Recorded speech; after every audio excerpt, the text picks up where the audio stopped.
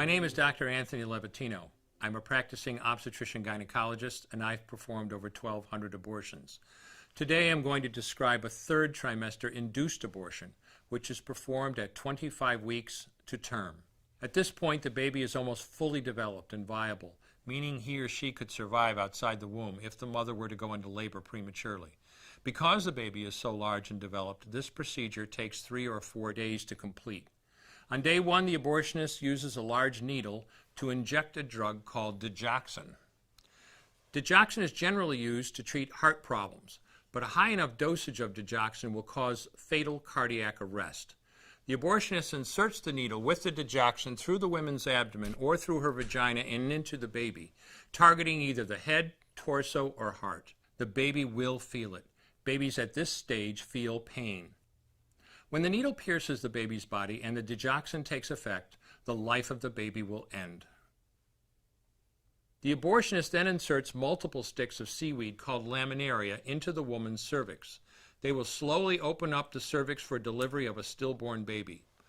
While the woman waits for the laminaria to dilate her cervix, she carries her dead baby inside of her for 2 to 3 days.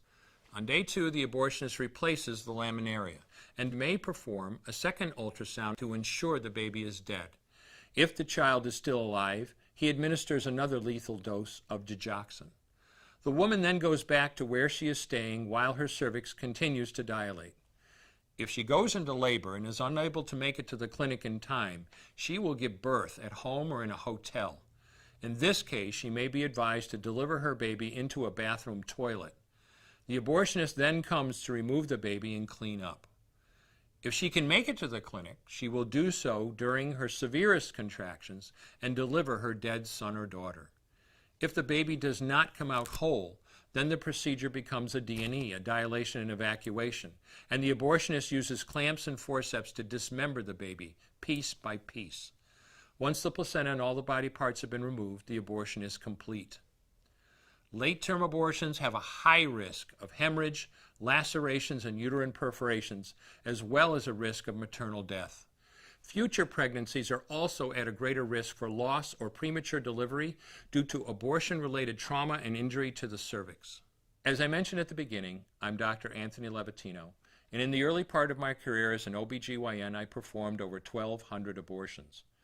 One day, after completing one of those abortions, I looked at the remains of a preborn child whose life I had ended, and all I could see was someone's son or daughter. I came to realize that killing a baby at any stage of pregnancy for any reason is wrong. I want you to know today, no matter where you're at or what you've done, you can change. Make a decision today to protect the preborn. Thank you for your time. I will no longer do any more abortions.